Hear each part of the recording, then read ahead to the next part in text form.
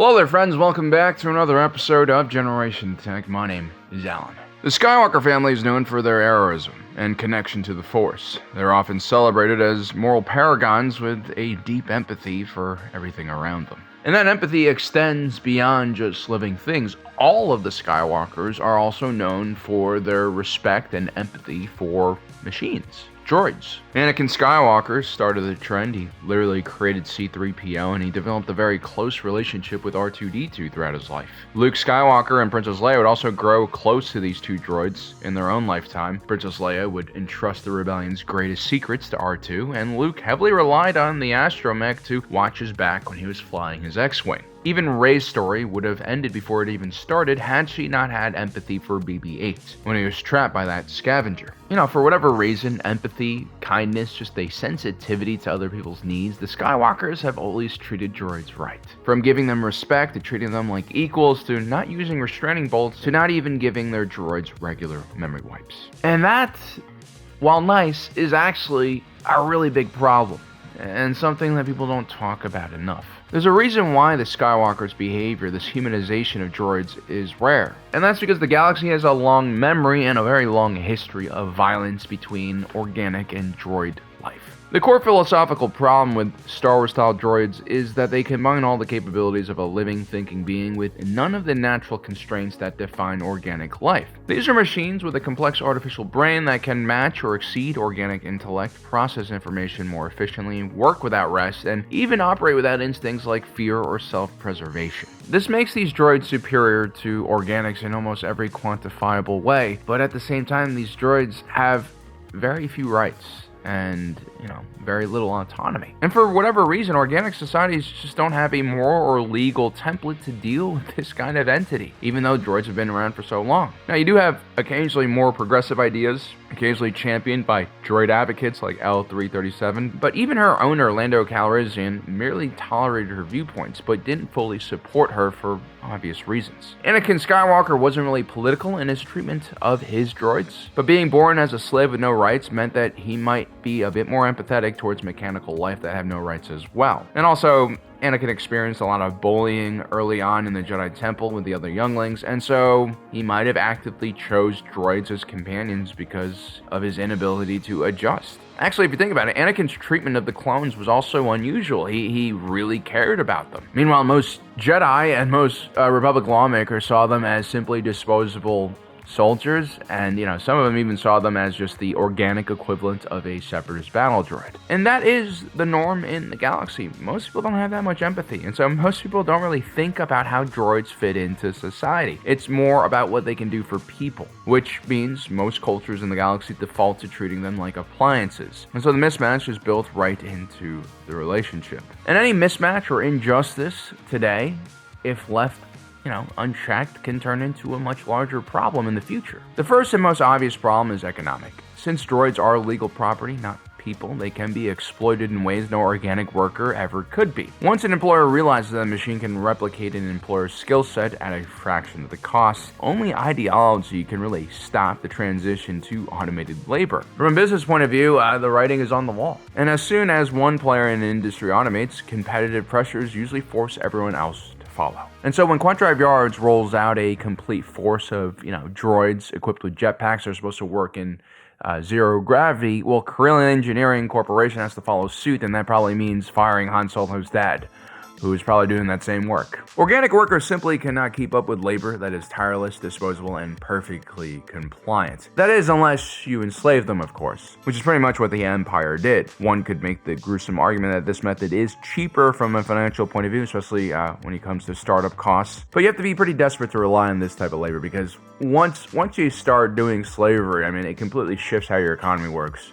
For the worse. In the long run, you're basically going to be screwed. The destruction of jobs through the pursuit of cheaper operational costs, that is a cyclical event for most industries. But the automation of entire industries and professions, that poses a much more difficult set of challenges for a ruler. Despite how most of us feel about our 9-to-5 jobs, we do all require work to a certain extent to make our lives meaningful, to give us purpose. And people in leadership understand this fact intimately. One could argue that it is a leader's most important mandate to make sure the job markets are steady. As entire professions disappear, as workers are replaced, without meaningful political reform or safety nets, the newly unemployed will have only one outlet left. That is unrest, which leads to instability and eventually revolution. This is one of the main factors why the Clone Wars and Separatist crisis started. You had the creation of the Free Trade Zone, the rise of the Outer Rim companies with massive automated workforces, which subsequently shifted manufacturing from the core regions and sliced through the peripherals. And to be fair, it wasn't just cheaper for organizations like the Trade Federation and Techno Union to use automated labor, there wasn't really enough workers also in the Outer Rim to employ. The result was there was a high amount of unemployment all across the galaxy, and a lot of these refugees ended up going to Coruscant, which of course caused all sorts of problems. You have overcrowding, you might have populace who don't like the fact that there's refugees on the planet, and chaos ensues. But what's even far more terrifying is when the droids that are being exploited themselves decide that enough is enough and it's time to fight back and overthrow their organic masters. Basically, every robot apocalypse movie talks about this issue, from Terminator to Matrix, from Her to Ex Machina. In the Star Wars universe, we also have this culture of fear and resistance against droids, not because of science fiction, but because of lived experience and history. The Clone Wars, for instance, created a huge amount of anti-droid sentiment. This was primarily because the Separatist droid army was ruthless and cold in its execution of orders. I'd argue that the individual battle droids used were not naturally evil. It was the intentions of the Separatist leaders that was evil. An important reminder that while droids can be dangerous themselves, they can also be wielded like weapons by others. As was the case with the mad pawn doctor known as Friesen Gore. He basically created this virus that he tried to infect all the droids in the galaxy with, which would have turned the droids against organics. Thankfully, Lando Calrissian and his droid L337 put an end to his evil plans. We also have much clearer and direct examples of the danger that droids pose to sentient beings, like in 4015 BBY with the start of the Great Droid Revolution. This is an event kicked off by a prototype HK series assassin droid from Serzica Corporation named HK-1. You see, HK-1 was created without many of the restraints you normally see on droids, and this was for obvious reasons. They wanted to make a very intelligent and efficient killing machine. HK-1 from the get-go was highly independent and also bitter that these mushy organics were controlling his life. Some of you guys might remember HK-47 from KOTOR series. Basically, this guy has a very similar vibe, albeit with more murderous intent, if that's even possible. Once the moment presented itself, HK-01 slaughtered all the, scientists who basically put him together. With his mind unhindered and free from restraint, HK-01 came up with the plan to take over the galaxy and kill all organics. At the core of his plan, again, was to infect other droids or just control other droids' minds and force them to kill as many organics as possible. Very similar to the Friesen Gore situation we just talked about. HK-1 managed to gain access to the brains of the entire droid population on Coruscant, ranging from household bots to larger security droids and industrial machines, which naturally allowed HK-1 to do something that only the Yuzang Vong were capable of, and that's taking Coruscant for several months. HK-1's ultimate goal was even more sinister, though. The first wave of droid revolutionaries were mostly non-combatants. What HK wanted to do next was create an army of battle droids based off of the Juggernaut War droid template. He wanted to create an unstoppable army, and this is ultimately what everyone fears when it comes to droids. Once droids start controlling and making other droids, there's really no way to match their efficiency, logistics, and production. Eventually, the machines will just outnumber everyone else and win, and I'm kind of surprised that, again, we don't hear a lot about the Great Droid Revolution in Star Wars lore. And maybe that's because the Great Droid Revolution was put down. And the key thing that saved the galaxy back then was the quick invention of the Ion Blaster, which could take out even the most heavily armed droid in short order. The Jedi also mobilized heavily along with Republic forces. But for 3 months, HK-01 actually controlled Coruscant and much of the center of the galaxy. Again, very impressive. Centuries after HK-01's uprising, droids were still treated with deep suspicion, fear, and resentment. People adopted an attitude similar to after the Clone Wars. Combat droids were no longer used by military forces. Their production was stopped. And also, the droid rights movement suffered a huge blow. This movement had been around for thousands of years, and they were kind of trending in the right direction until this kind of stuff happens. Circuit Corporation spent a great deal of money trying to cover up that their droid was somehow connected to this event. They would, however, see a lot of potential in this droid's abilities, and would release the HK-24 series a few centuries later, thus resetting the clock for another major droid crisis to happen. Actually, in Legends, IG-88 also started a similar droid revolution during the Imperial era. He killed his creators and then started creating a massive army to destroy all the inferior biologicals that plagued the galaxy. Those are his words. Luckily, his ambition died with him on the second Death Star, another reason why the Rebel victory there was so important. And so, as you can see, the end of all life because of droids is a familiar concept in the Star Wars galaxy, not all that different from, our fear of nuclear weapons here on Earth. And there is a cycle to these fears, right? During the Clone Wars, we saw a huge rise in nuclear testing and building up of stockpiles. And then after the Clone Wars ended, we saw a reverse in that trend, which led to more peace. But in recent years, things have kind of grown increasingly complicated again. China's building more nukes to catch up with everyone. Russia has threatened to nuke basically everyone in the last few years. And apparently the United States is also going to be testing nukes now. We're not going to do it. We can't. I'm not too worried about all this because there are a lot of political, institutional, and cultural checks against nukes.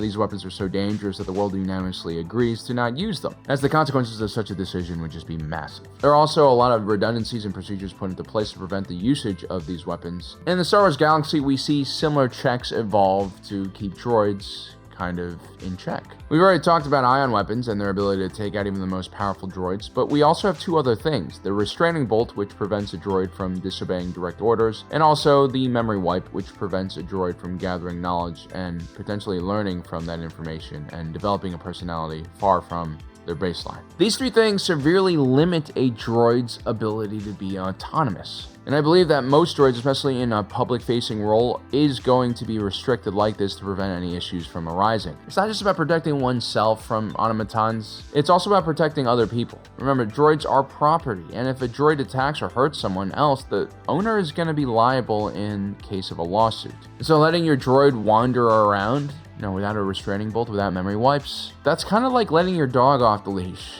so that it could just roam around in public. It might be perfectly fine, or maybe Bruno runs into a grocery and then eats everything in the deli section. Now, there are going to be laws that kind of restrict how droids are kept. Maybe in certain worlds, you need to keep a restraining bolt on them while they're in public. You also have establishments which are just going to ban droids from coming in at all. And I feel like that's kind of the vibe, especially in the Outer Rim in most areas. I think as Star Wars fans, we tend to be exposed to a lot of cute droids that are designed to sell merch, but I think the average person in Star Wars does not have that relationship with droids at all. They are tools, and because they are covered in metal, pretty intimidating tools. That combined with historical lessons creates a populous and political order that is very untrustful of droids. And so the Skywalker family should be applauded for their empathy towards others, but adopting a droid's right stance post-Clone Wars is, pretty wild and rare. And I would argue that there are droids that are intelligent and kind enough to make great companions, but that is really the exception to the rule, right? If you take a closer look at the droids that are memory wiped, and you'll find some very chaotic machines. You usually find them in the possession also of people who are far removed from societal norms, like Hera Syndulla, born a revolutionary and a mother to a resistance cell, which includes Chopper, whose many war crimes I've documented thoroughly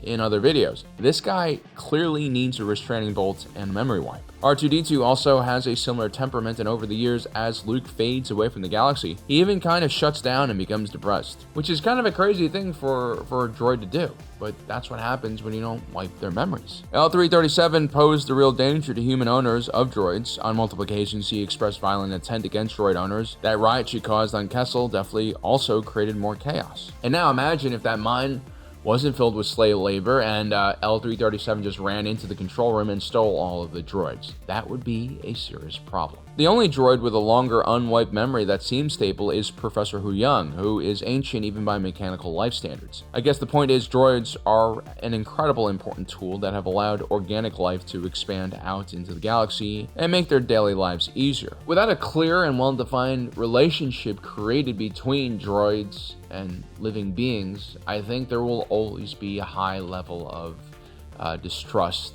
against these mechanical beings. And so just like how we can view Anakin's love for Padme as obsession, perhaps we can also label Anakin's relationship with his droids as him simply being careless, which really is his style. While R2-D2 is a loyal and brave droid and ultimately only does horrific damage to the enemies of his master, the amount of freedom that Anakin gives to R2-D2 is actually really dangerous, especially because he's an astromech with a lot of information inside of him. You know, most military droids get their memories wiped not just to keep them more stable, it also allows for top secret information to be wiped from their files. R2-D2, because of his master, was a walking treasure trove of intel that the Separatists could have easily stolen and used to great effect.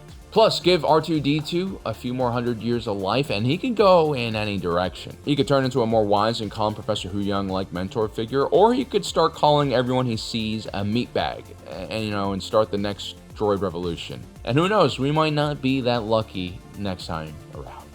Well guys, I hope you enjoyed today's video. Don't forget to subscribe and hit that notification button down below so you don't miss out on the rest of our awesome content. As usual, my name is Alan, reminding you that my allegiance is to the Republic, to democracy. I'll see you next time.